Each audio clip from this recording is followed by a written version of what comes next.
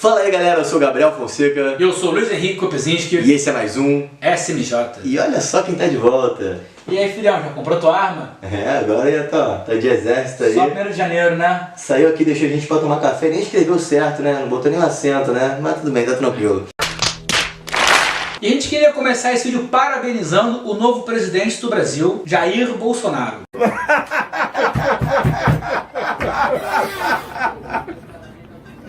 Pois é, galera, não importa se você foi da oposição, se você foi a favor ou se você votou nulo, ele é o nosso presidente e agora a gente tem que torcer para que ele faça um governo bom porque estamos todos no mesmo barco. Rema, rema, rema o barco, rema com cuidado.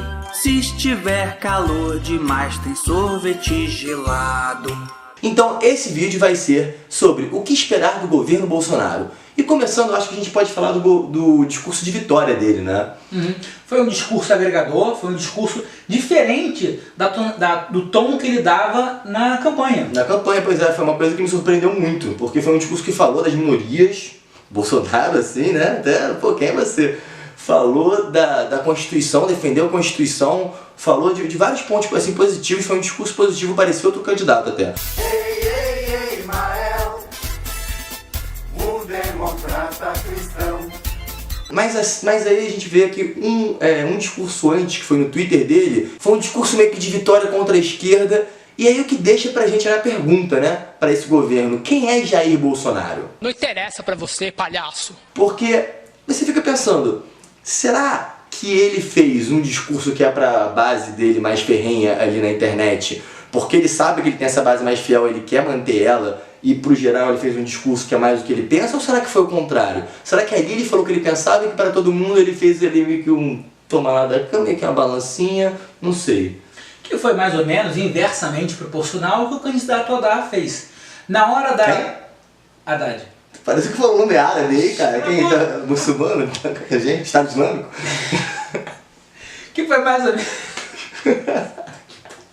O que foi mais ou menos o que inversamente proporcional ao que o candidato Haddad fez. Ele fez um discurso agressivo, pouco conciliador, e depois, minutos mais tarde, no Twitter, ele fez aquela tradicional concessão ao novo presidente. Mas não ligou o que foi a primeira vez que isso não acontece, né? Porque a tradição do presidente que perde sempre ligar parabenizando o outro. Eu achei que ele foi um péssimo perdedor, né?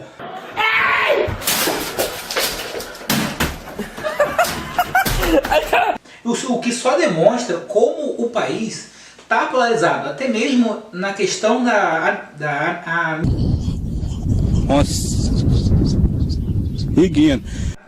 amizade entre os políticos. E aí o que leva à nossa próxima pergunta. O quanto de governança o Bolsonaro tem? O quanto de apoio ele tem para governar?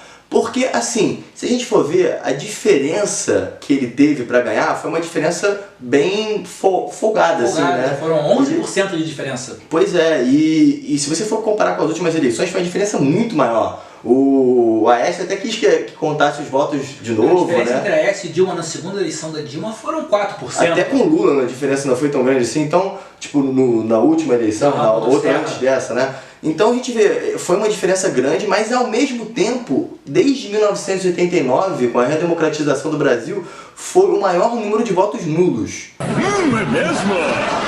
A gente vê que teve muita gente que realmente quis ir lá na urna e falar que não estava apoiando nenhum dos dois lados, mas ao mesmo tempo teve muita gente que estava apoiando ele. E a gente vai para um outro lado que é mais importante ainda, no Congresso. Porque a gente tem um vídeo do Poder Executivo e a gente tem um vídeo do Poder Legislativo ensinando como as coisas funcionam. E resumindo, o presidente, para aprovar a maioria das propostas, ele precisa de maioria no Congresso para aprovar as propostas de lei. Agora, em números, quanto que ele tem? Pois é, ele tem 52 deputados do próprio partido, PSL, mais 18 que declararam a aliança a ele, que declararam apoio a ele, o que somam 70 atualmente. Isso do lado dele. Da oposição, somando os partidos que já são oposição clássica, mais outros deputados que já falaram que são abertamente oposição, nós temos 148 da oposição. Para a gente conseguir um projeto de lei ordinária, que é o mínimo de votação que a gente precisa... Ordinário! São 257. 257. Ou seja, nem a oposição nem ele somam o suficiente, o que significa que ele teria que negociar com o tradicional centrão. Centrão. Dormamos! Eu vim barganhar. Acontece que ele falou que não ia dar o toma lá da cá. E o Centrão, tradicionalmente, ele só apoia quem dá algum cargo pra ele ou alguma coisa assim, que é o que ele falou que já não vai fazer. No Senado, a situação dele fica um pouquinho melhor. De senadores que têm o apoio direto dele, são 20 senadores. Se você for contar com apoio indireto, que também não é muito certo, você pode chegar até 42. Enquanto a oposição lá são somente 17. Falando de ministérios, eu acho que o primeiro ponto positivo é que ele quer enxugar a máquina do Estado. Ele quer trazer de 23 para 16, por enquanto. Gente, isso é ótimo, porque o Brasil gasta muito dinheiro com a máquina pública e a gente tem muito ministério. Se for comparar com países desenvolvidos, isso é absurdo a diferença, né?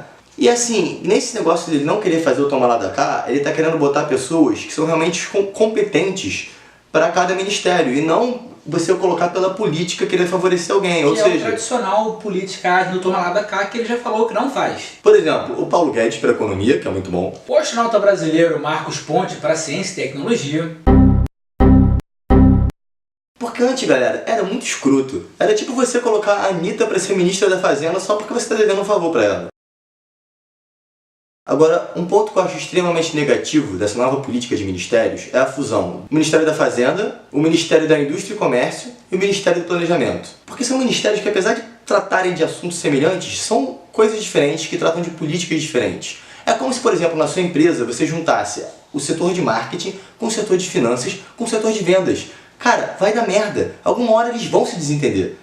Já avisei que vai dar merda isso. Bom, um ponto positivo para o Bolsonaro é que o mercado internacional reagiu muito bem à eleição dele desde o primeiro turno. Né? A questão é o seguinte. O mercado brasileiro tem reagido muito bem, não só brasileiro como internacional. O dólar caiu e as ações brasileiras na bolsa subiram. A questão é o seguinte, eu acho que não é nenhum apoio ao Bolsonaro, porque os economistas internacionais já meteram até muito pau nele, inclusive no The Economist. Eu acho que é mais um pavor ao PT, porque o mercado internacional tem pavor do PT. Sai de perto de mim, Satanás! Então eu acho que a proposta liberal do Bolsonaro foi muito bem aceita, principalmente pela reforma da Previdência que ele está apoiando. Galera, a questão é o seguinte, a gente já tinha falado isso em outro vídeo, a gente precisa de uma reforma da Previdência, porque a nossa Previdência está completamente desajustada e isso está falindo o país. Quando o Bolsonaro se mostrou favorável a isso foi muito bom. Além da questão da política liberal dele, que também se ajustou bem com outros países no âmbito internacional.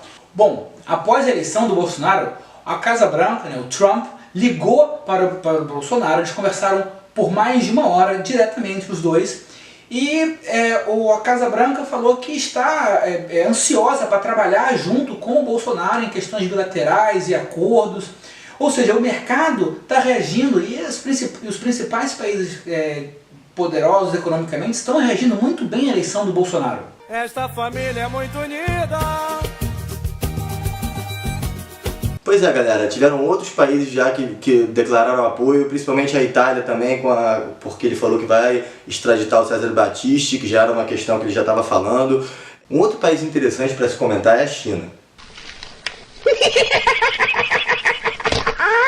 Porque o Bolsonaro ele fez algumas declarações, digamos, um pouco agressivas, um pouco antes dele ser eleito em relação à China. Isso é um pouco preocupante porque a China é um dos maiores mercados brasileiros e eles são os que mais têm dinheiro para investir em mercados internacionais. A China está extremamente interessada nesse momento mais liberal do Brasil.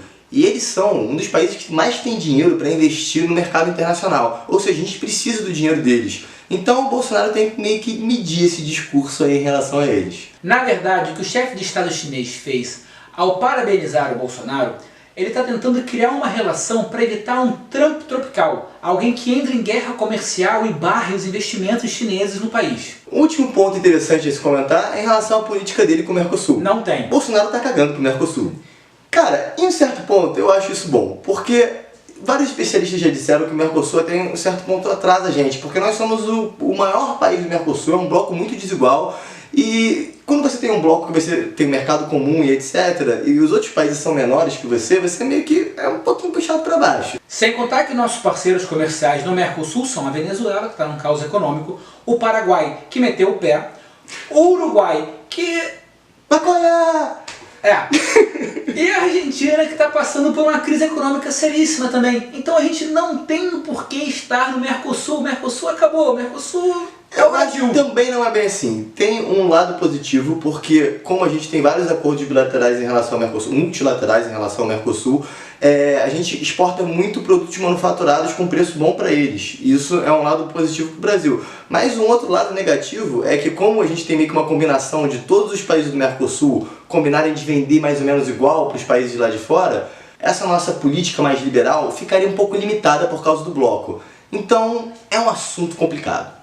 Então é isso, galera. Vamos torcer para o Bolsonaro fazer um excelente governo, porque o país está aí, é de todos nós. E olha só, Bolsonaro, a SMJ tá de olho, hein? Se fizer merda, a gente vai meter o pau aqui. Que isso, rapaz? Então é, galera, se inscreve aqui no canal, ativa o sininho para ver primeiro, comenta, Curte, compartilha, diz o que você concorda, diz o que você discorda, o que você espera pro governo do Bolsonaro. A gente está aí para debater, democracia é isso. E fique ligado para o nosso próximo vídeo, Jesus. Que? Jesus. Rema, rema, rema o barco, rema com cuidado. Leva que leva, que leva, que leva a vida animado. Rema, rema, rema o barco, rema com cuidado. Leva que leva, que leva, que leva a vida animado.